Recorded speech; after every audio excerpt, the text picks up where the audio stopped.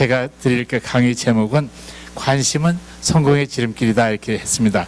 좋은 동지를 만나야 성공한다.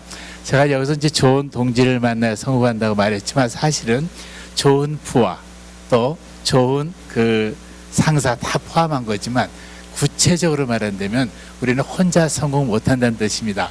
아무리 돈이 많고 아무리 재능이 많아도 아무리 사장이 뛰어나도 혼자서 사업을 절대 성공 못합니다. 저는 제가 어릴 때 실제적인 기억이 한 번 있습니다. 처음에 만화영화 회사에 취직을 해서 월급쟁이로 일을 하고 있는데 어느 날 갑자기 미국에서 저희 회장님은 미국에서 사실 재미교부였으니까 사장님은 한국에 계신 분이지만 그 회장님께서 밤에 전화를 하시는 거예요. 제가 잘 때인데 1시, 2시. 그렇다면 사실 미국에서는 낮 시간입니다. 그러니까 그분은 자기 사무실에서 이렇게 명단 보면서 이제 전화를 하신 거였던 거예요. 근데 저는 모르고 밤중에 저희 집으로 그때 핸드폰도 아니고 유선전화 시절에 밤중에 미국에서 회장님이 전화한다. 대단한 감동입니다. 갑자기 감동을 먹을 수밖에 없습니다. 잠 못 자서 귀찮다는 생각보다는 어이구 이 귀한 회장님이 나한테 전화해줬어. 한 단어로 들어가는 것입니다. 관심. 그 회장님이 나한테 관심 가져서 그 밤새 잠을 못 잤습니다. 저희 아내한테도 여봐 회장님이 전화하셨어. 그 말이 우리 와이프도 잠 못 잤습니다. 다음날 회사에 나갔더니 그 얘기를 선배한테 하니까 제 선배가 배시시 웃으시더라고요. 그래서 알고 보니까 그 선배는 이미 그런 경험을 하신 거예요. 그러니까 이분께서 자기가 이렇게 관리 대상이라고 보는 부하 직원, 후배들의 명단을 놓고 가끔 생각날 때마다 전화를 하는 거예요. 저부터도 사람은 관심 받으면 다 기뻐합니다.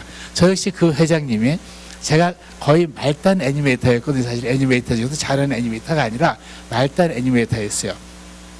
근데 회장님이 또 전화만 하시는 게 아니라 한국에 나오시면 저는 감독이 아니었기 때문에 제 방이 없었고 여러 애니메이터를 한꺼번에 모여서 큰 방에서 일을 합니다. 그래서 그렇다면 그 애니메이터의 방에는 한 50명에서 한 70명 이렇게 있거든요. 근데 그 중에 저한테 오셔서 제 등을 따뜻거리면서 수고하시지요 이렇게 한마디 한다면 한번 상상해 보십시오. 저는 젊은 애니메이터이고 회장님 연세드신 회장님이 또 미국에서는 회장님이 나오시자마자 그 50명 70명이 보는 자리에서 제 등을 따뜻거립니다. 이유는 하나밖에 없습니다. 관심 표현입니다. 저는 분명히 말씀드리지만 그 50명 70명 중에 거의 말단 초보자의 애니메이터입니다. 그분이 관심 가지게 된 동기는 솔직히 말하면 저를 이뻐해 줬던 그 감독님 선배님이 저를 좋게 얘기했던 것입니다. 이 김성진이가 이 나일이가 제가 이제 만화가의 필명이 나일이라는 이름을 갖고 있었는데요. 이 나일 씨가 앞으로 잘할 것입니다. 이렇게 좋게 얘기를 해주니까 그 한마디는 이 회장님한테는 아무것도 아닙니다. 왜냐하면 이분은 이미 그 당시 저희 회사에 1200명이라는 직원이 있었거든요. 그러니까 이 회장님은 1200명을 다 관심 갖고 사랑해야 될 대상입니다. 왜냐하면 1200명이 전부 다 돈을 벌게 해주는 부하 직원이다 이 말입니다. 근데 그 중에서도 한국에 나오시면 등을 따뜻거리면 그 50명, 70명 그 애니메이터 중에서 저는 제 마음이 나는 특별히 선택받고 특별히 사랑받는 기분이 솔직히 듭니다. 그러면 어떤 마음이 들겠습니까? 이 회장님을 위해서 나는 충성할 거야. 이런 마음이 잔뜩 들더라고요. 또 그것뿐이 아니라 어느 날 또 오셔서 또 등 따뜻거리면서 이따가 점심시간에 나와서 커피 한잔 할까요? 그럼 감개무량해집니다. 지금 그분께서는 저한테 한 것을 엄밀히 말하면 미국에서 전화하신 전화값 드린 것이고 한국에 나와서 등 따뜻거릴 때 저한테 이론도 준 거 없습니다. 그리고 나가서 커피 한잔 할까 해봤자 커피값 50원 100원입니다. 그런데 그 50원 100원의 소리를 들으면서 저는 제 마음속에 뭐가 들어가냐면 나 이 사람 위해서 충성할 거야. 저희 회사에도 역시 한국에서 운영하시는 그 한국인 사장님이 계시고 또 미국에서 일을 가져오신 회장님이 계셔서 사장파와 회장파가 갈려서 일종의 이제 편가르기 비슷한 그런 게 파당이 있지 않습니까? 회사에는 저도 자연히 나도 원치 않는데 사람들이 나는 회장파로 가려놓더라고요. 그래서 나는 사장님도 좋아하는데 그랬는데 사장님이 어느 날 저를 부르더니 그러시더라고요. 당신은 누구의 편을 들겠습니까? 그래서 깜짝 놀랐어요. 그래서 왜요? 저는 두 분 다 좋았는데 그랬더니 이 회장님이 한 달 후에 회사를 또 하나 만들어야 되는데 전 직원을 반을 갈라야 되는 상태가 됐었습니다. 회사를 또 반으로 나눈다는 얘기는 어느 회사를 가야 더 좋은지 우리들은 솔직히 아무것도 모릅니다. 사장님과 회장님 아시겠죠?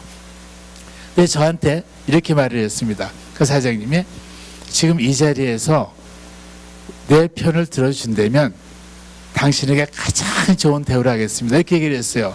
그 좋은 대우가 뭔지는 제가 모르지만 그럴 때 솔직히 유혹을 느꼈어요. 근데 저는 이 사장님은 저한테 커피 먹자는 소리를 한 번도 안 했어요. 이거 해라 저거 해라 지시하고 명령은 많이 했고 물론 봉급은 많이 주시니까 고마웠는데 실질적으로 저한테 등 한 번 따뜻거린 적이 없어요. 근데 저는 회장님은 저한테 한국에 오시면 등 따뜻거려주고 가끔 밤에 잠 못 자게 전화해 주시고 가끔 오시면 커피 먹자 그러시는 게 전부인데도 제 마음속에는 난 이런 사람하고 일하고 싶어 이런 마음이 들었다 이 말이죠. 그러다 보니까 저는 그 회사를 위해서 그분을 위해서 정말 열심히 했습니다. 그때 얻은 제가 그 저 나름대로 가진 그 경험과 생각이 쌓인 게 뭐냐면 아 사장은 좋은 사람을 만나야 된다. 물론 제가 저 때문에 그 사장님이 성공했다는 뜻은 아니지만 제가 열심히 하다 보니까 회사가 성장하는 데 조금의 역할을 했거든요. 그게 쌓이다 보니까 제가 누군가를 돕는데 충성을 하니까 제가 충성을 열심히 해주니까 그 회사가 잘 되더라고요. 저한테 봉급을 많이 주든 안 주든 이런 적이 한 번 있었습니다. 어떤 친구가 회사를 차렸습니다. 그래서 저보고 어느 그 부분에 감독을 맡아달라고 했습니다. 근데 감독을 하다 보면 열심히 하는 직원도 있지만 농땡이 부리는 직원도 있고 그렇거든요. 근데 우리는 방송국에 납품을 해야 되니까 열심히든 농땡이든 우리는 모든 약속을 지켜야 돼요. 근데 어느 날 그 직원들이 일을 안 하면 우리는 직원을 약속을 지켜야 되니까 갑자기 사람을 못 구하니까 어떻게 해야 되냐면 그 직원들이 할 일을 제가 밤새면서 끝냈습니다. 밤새면서 끝난다는 얘기는 그 직원들은 봉급은 다 가고 일은 제가 하고 저는 더한 일에 대해서 돈 달라고 해본 적은 없습니다. 그러나 그 회사는 잘 됩니다. 왜 그럴까요? 그 어떤 일의 어려움을 누군가가 책임지고 부하 직원, 저는 사장이 아니기 때문에 부하 직원입니다. 부하 직원으로서 열심히 해주니까 그 스튜디오가 그 회사가 튼튼한 신용을 지킬 수가 있었다고 저는 믿고 있습니다. 그때 배운 것이 뭐냐면 아, 나 혼자 성공 못하니까 나 역시도 무언가를 할 때는 좋은 사람을 만나야 된다. 회사를 하든 심지어 교회를 하든 심지어 무엇을 하든 좋은 사람을 못 만나면 우리는 성공할 수가 없습니다. 그 춘추전국 시대에 오기 장군이라는 이름이 있습니다. 이름 아마 들어보셨을 거예요. 오기가 있다 해서 오기가 아니라 이름이 그냥 오씨의 기자입니다. 이 오기 장군이 그 위나라의 장군이신데 춘추전국 시대에 이분은 병사들하고 같이 잠자고 어울려서 사는 것으로 유명한 장군이에요. 총사령관이지만 전쟁 중에도 총사령관은 자기 개인의 아주 멋진 텐트에서 따로 자고 먹거든요. 그러나 이 장군은 그렇지 않았어요. 그런데 어느 날 한 병사가 다리에 종기가 나서 고름이 많이 잡혀서 움직이지를 못하는 거예요. 이걸 보고 이 대장군님께서 그 고름 입으로 쪽쪽 빨아줬어요. 입으로 쪽쪽 빨아주니까 그 병이 이제 나아졌다 이 말이죠. 그럼 이 젊은 병사가 어떻게 했어요? 감동 먹었을 거 아니에요. 이 소식이 어머니한테 전해졌습니다. 이 병사의 어머니한테 전해졌습니다. 그러니까 이 병사의 어머니가 감개무량해서 아이고 고마우신 우리 장군님 그러시는 게 아니라 반대로 대성통곡을 하면서 아이고 대고 하더란 말이죠. 이유가 뭐냐면 바로 이 젊은 병사의 아버지가 똑같은 장군 밑에서 종기가 났는데 그때도 이 장군이 고름을 빨아주니까 이 아버지 병사가 감동을 해서 전쟁터에서 맨 앞에 나와서 목숨 걸고 싸웠다 이 말이죠. 그래서 물론 목숨 걸고 열심히 싸우다 보니까 전사를 했어요. 누구 때문에? 그 장군한테 감동이 돼서 전사를 했지만 아들은 아버지의 그 무용담을 기억했다 이 말이죠. 우리 아버지 멋있게 싸우다가 돌아가셨어. 장군을 위해서 생명 바쳤어. 멋있는 게 나오죠. 이 장군은 고름 빨아줬다는 것이 외적 표현이지만 그 마음속에는 부하 병사에 대한 관심이 있었다 이 말이죠. 장군은 혼자서 편하게 텐트에 살 수도 있었고 혼자 편하게 맛있는 거 먹고 살 수도 있었어요. 그러나 병사와 같이 있으면서 병사에게 조그만 관심 보여주니까 그 모든 병사들은 목숨 바쳐서 오기 장군에서 싸웁니다.